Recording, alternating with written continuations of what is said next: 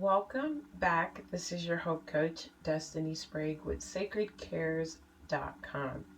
As you know by now, I hope you know by now, that we are on day 4 of the importance of communication. I cannot believe how fast and how refreshing, how renewing of the spirit, and nourishing the spirit this whole series has been. It has just been so wonderful, and I think that's overall the power of walking in God's will, is that we are able to receive exactly what we need, guys. And this has been a caring process that God has been providing for me, and I hope that you are able to fully receive it as well and allow God to care over you as He is using me. I am just a vessel to speak His message that is coming straight from heaven.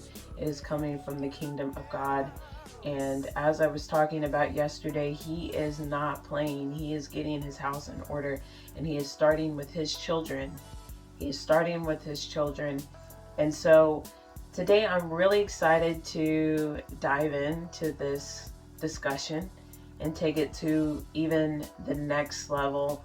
It amazes me with God how there's so many levels to the truth in His Word, and the Word is full of the truth that we may glance over several times before we have true understanding, true wisdom regarding what He's telling us. And truly, I believe that it's a matter of what He's speaking is determining what season that you're in and what it is that He feels like you need to be walking through, and what direction you need to be in.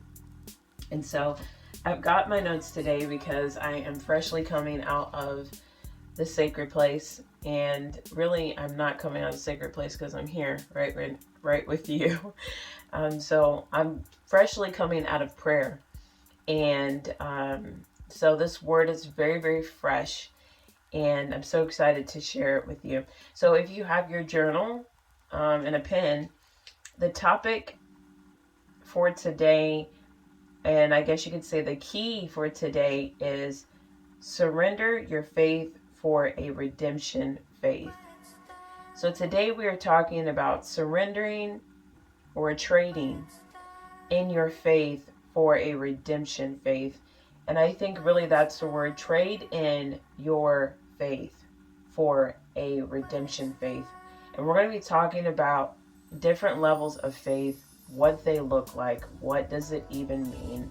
We're going to be talking about that. We're going to be talking about why you should trade in your faith, why you should surrender the faith that you have right now, and why it's important that you do, so that you can fulfill God's plan, you can walk in it, you can see it happening here on earth as it is in heaven. And so we've got numbers, we've got symbols, we've got words. And I'm going to do my best to deliver this the way that the Father wants me to deliver it, because it is so sacred. But we're just going to start with today's date. Okay? So as I was in the prayer closet, the Father was showing me all these things, and in my journal I usually write down the date. And so obviously today is, February 20th, 2023. So that's 2/20/23. And so when you line up 22023, it equals 9, right? Because 2 plus 2 is 4. You add another 2, that's 6. You add a 3, that equals 9. Okay? So that number biblically represents completion. So today is supposed to be a day that you shift your whole mindset, everything that we've been talking about. This is a day to take it to a whole new level, so that you can actually move the way that you need to, again, in order to fill your calling, your destiny, to become a good steward, to stay a good steward, to do God's will for His kingdom, to glorify Him. which is all of our, that's the ultimate goal as being a believer, is that we're here to glorify God. We're here to do what he's called us to do. So if you're someone that believes in that, then you really want to tune in today to this message and watch it to the very end, because it's going to bless you. So number 9 represents completion.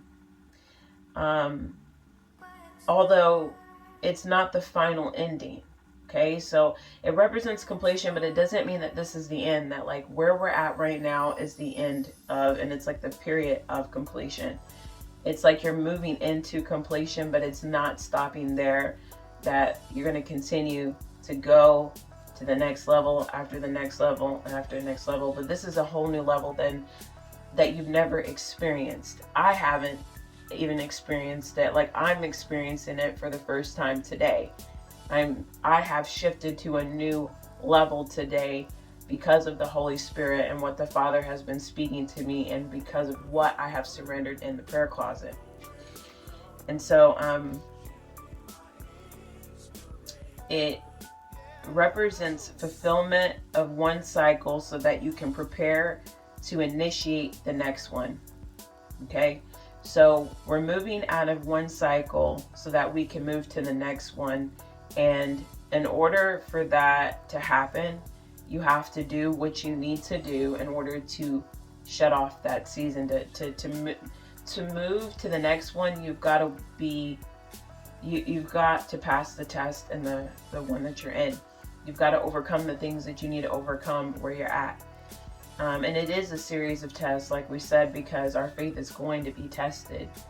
And the Father tells us to be very prepared for that and what that looks like. And so I went researching, and I came to the conclusion that there's a Hebrew symbol that represents 9, and it's called Tet. Tet. I believe I'm saying that right. But how you spell it is T-E-T, Tet. And this symbol kind of looks like a snake. And we're going to get more into that. So this pictograph, it's described as a snake coiled inside of a basket. And the number 9 is understood to the Jews in Judaism to express the concept of work, deeds, and outcome and results. So 9 represents a lot of things, but not only that, 9 represents the truth. So like in the Hebrew language, and their words are made up of a lot of numbers at times, and it's very, very different than what we've been taught in society, in our Greek language. That's why we have to take it to the next level, because we need to be learning how to speak in all the ways that the Father has spoken, and living the life out that he's lived. And so like we talked not last week, but yesterday, about the Father's, our Savior's background and where he came from, we know that he was no stranger to Hebrew language. And so when you put all of this together, it equals 9. All the Tet equals 9, and it is a reflection and represents the truth. This is what this number overall. So the Father here is talking about how there's completion in the truth, and there's fulfillment in the truth, and there is so much that he wants us to experience, that we can go to the next level with the truth, right? We can, as it says, fulfill one cycle so that we can prepare to initiate the other cycle. And so the reason why this symbol means so much to me right now, and The fact that it even looks like a snake doesn't even terrify me, and I'll tell you why. Because the Father took me this morning to Matthew 10:10. Matter of fact, I was all over Matthew the whole entire time for the most part. And so we're going to be reading a lot of Matthew today. I have a couple scriptures that we are going to focus on. So we're really coming out of Matthew today. So Matthew 10:10 says, travel. Hold on a second. Hold on. Let's go back. Matthew 10:16. I'm sorry. Matthew 10:16 says, now remember, it is I who send you out, even though you feel vulnerable as lambs going into a pack of wolves. So he's Jesus Christ, Yeshua, he is talking to his disciples here, and he's telling them, although you may feel vulnerable as lambs going into a pack of wolves, he says, so be as shrewd as snakes, yet as harmless as doves. And so this word shrewd, and I hope I'm saying it right, SHREWD, it means to be clever, smart, etc. So to be as smart or clever as snakes, yet as harmless as doves. And so the Father wants us to be wise, and we cannot be wise without the truth. But if we just focus on the snake part here, it goes back to number 9, which is in the Hebrew language of Tet, and what Tet stands for.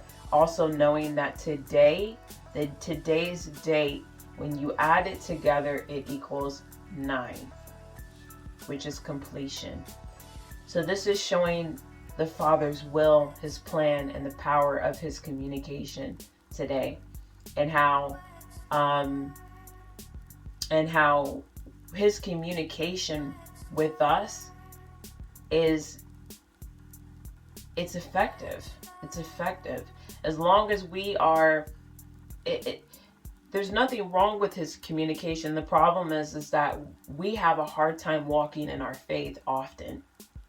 Often, many believers have a hard time walking in their faith because they don't understand what faith is completely. And that's why we're going to be talking about that today. Because there are many different levels to faith, and it's easy to get stuck in one level of faith and not being able to shift to the other. So when the Father is talking about the number 9 and the symbols and everything here today, I really believe that he's speaking to us, that he wants us to walk in a redemption faith. And so we're going to move forward. We're going to move backwards so that we can move forward real quick. And this is coming out of Matthew 10:7, where it says, Yeshua spoke and said, heaven's kingdom realm is accessible. It's close enough to touch. And he was talking to his disciples here when he was telling them that, they are to go and preach the good news and heal and do all these wonderful miracles, because heaven's realm is accessible, and that believers needed to know that. But you can't reach something as sacred and holy as this without faith and without a redemption faith. And so Matthew 10:10 goes on to say, the Father even tells us how to do this. He tells us how to walk, and really, he tells us how to surrender, how to trade basically in our faith right now for a redemption faith. And this is the key verse right here. They're also good, but this one right here is really speaking even louder about faith and the power of faith and the truth that the Father is providing, and how fulfillment and completion and how you can move on from one cycle to the other can happen because of what he's getting ready to say here. So Matthew 10:10 says, travel light and don't even pack a pair of clothes in your backpack. Trust God for everything. Trust God for everything because the one who works for God deserves to be provided for. This is what he was talking to his disciples about, and he was telling them to go out and provide healing, to help people heal from demonic oppression and all kinds of things. Basically everything that wasn't him, they were going out to provide healing to. It was an act of service to help those. And there was even a territory that the Father told them not to touch, to not go in, which also requires faith to be obedient to God. So he says it's an act of faith, because a lot of times, and I'll just speak about my own journey. There's been a lot of times where I had to do way too much preparation to walk in faith. And that's not how faith works.